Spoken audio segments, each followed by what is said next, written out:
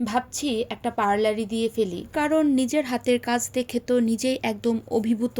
তার সাথে বাসায় গেলে সারাদিনই আমি ঘোরাঘুরির মধ্যে থাকি, খাওয়া দাওয়ার মধ্যে থাকি, এই দিক সেদিক, যেদিকে যখন মন চায় সেদিকেই ঘুরতে চলে যায়। সো আজকের এই ভিডিওটা ছিল ডিসেম্বরের 24 তারিখের ভিডিও। দুপুরবেলা আমি সৃজাকে নিয়ে ছাদে গিয়েছি তার চুলগুলো একটু সাইজ করে দিব, তার সাথে আমার ছোট বোনের চুলগুলো একটু সাইজ করে দিব।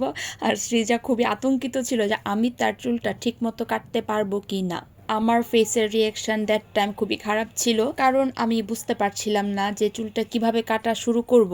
শুধু চুলটা আশ্রিয়ে যাচ্ছিলাম আর আশ্রিয়ে যাচ্ছিলাম, হাত দিয়ে কোনোভাবেই ধরতে পারছিলাম না। অনেক দিন পরে চুল কাটতে এসেছি। বেশিরভাগ সময়ই আমি আমার বাচ্চাদের চুল নিজেই কেটে দিই, যেমন শ্রেষ্ঠার চুলটা কিন্তু আমিই কেটে দিয়েছিলাম দুর্গাপূজার পরে। আর চুল কাটাটা কিন্তু অনেক ভালো হয়েছিল। তো সেই চুল কাটা দেখে আমার ছোট বোন বলেছে যে তাকেও চুলটা কেটে দিতে। তো এই ফাঁকে সৃজাও এসে বলল যে মা আমার চুলটা একটু সাইজ করে দাও। এইবার চুল কাটতে গিয়ে দেখি কেচিতে ধার নাই। আর এই ধার নাই দেখা সৃজা তো বুঝতেই পারতেছে না যে তার চুল আমি কিভাবে এতটুকু কেটে ফেললাম।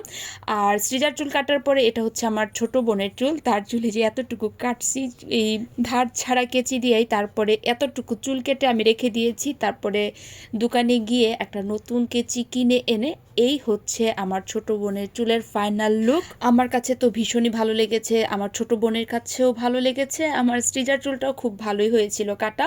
এরপর আর কি এগুলোই ছিল দুপুরের কাজকর্ম। তারপর সন্ধ্যাবেলা ভাবলাম যে সাথী দিদির বাসা থেকে একটু ঘুরে আসি। তো আমরা সবাই যাব সাথী দিদির বাসায়, কিন্তু তার আগে রাস্তায় দেখেন আমার বাচ্চাদের অবস্থা। এই যে শ্রেষ্ঠা বুড়ির চুলটাও কিন্তু আমি কেটে দিয়েছি। মা দাঁড়িয়ে রয়েছে কলা হাতে, বাবা দাঁড়িয়ে রয়েছে, আর এখানে চিঙ্কি পিঙ্কিও খেলা করছে। এগুলো হচ্ছে আমার আরেকটা বোনের মেয়ে আর কি, তারা কিন্তু যমজ বোন চিঙ্কি পিঙ্কি। আর সৃজা ঢুকলো যে আমাদের দোকানে। আর শ্রেষ্ঠা তো খোলা রাস্তা পেয়ে দিব্যি ঘোরাঘুরি করছে, দৌড়াদৌড়ি করছে, অনেক আনন্দ করে। সৃজা, শ্রেষ্ঠা, ত্রিধা ওরা মামার বাড়ি গেলে অনেক আনন্দ করে।